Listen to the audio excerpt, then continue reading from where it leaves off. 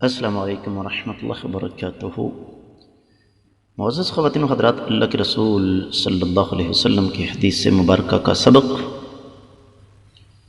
مشکات المصابیح میں سے روزوں کے مسائل،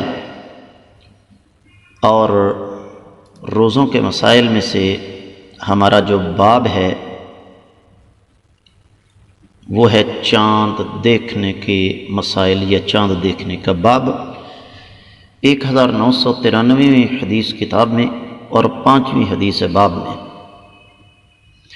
وعن ابی ہریرہ رضی اللہ تعالی عنہ قال قال رسول اللہ صلی اللہ علیہ وسلم لا يتقدمن احدكم رمضان بصوم يوم او يومين الا ان يكون رجل كان يصوم يوما فليصم ذلك اليوم متفق علیہ۔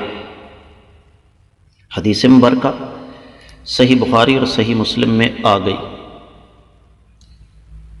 لہذا اس کی سند پر کوئی تبصرہ کرنے کی ضرورت نہیں ہے۔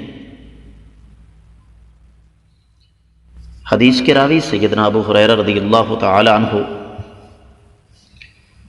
اللہ کے رسول صلی اللہ علیہ وسلم کے جلیل القدر صحابہ کرام رضوان اللہ علیہ مجمعین میں سے سب سے بڑے محدث اور فقیہ۔ آئیے حدیث کے ترجمے کی طرف۔ سیدنا ابو ہریرہ رضی اللہ تعالی عنہ سے روایت ہے کہ نبی کریم صلی اللہ علیہ وسلم نے ارشاد فرمایا، تم میں سے کوئی شخص رمضان سے پہلے 1 دن یا 2 دن کے روزے نہ رکھے، البتہ اگر کوئی شخص پہلے سے اس دن کا روزہ رکھتا تھا تو وہ روزہ رکھ سکتا ہے۔ معزز سامعین، اس حدیث مبارکہ میں جس چیز سے منع کیا گیا ہے اس کو کہتے ہیں استقبال رمضان کا روزہ۔ استقبال رمضان سے مراد یہ ہے کہ رمضان شروع ہونے سے قبل 1 یا 2 دن کا روزہ رکھنا، خصوصی طور پر اس کا اہتمام شریعت نے اس سے منع کیا۔ لیکن یہی حدیث مبارکہ ہمیں یہ بھی بتا رہی ہے کہ اگر ایک روٹین ہے، ایک معمول چلا رہا ہے، 1 دن روزہ رکھنا، 1 دن افطار کرنا، یا پیر جمعرات کا روزہ رکھنے کا معمول ہے،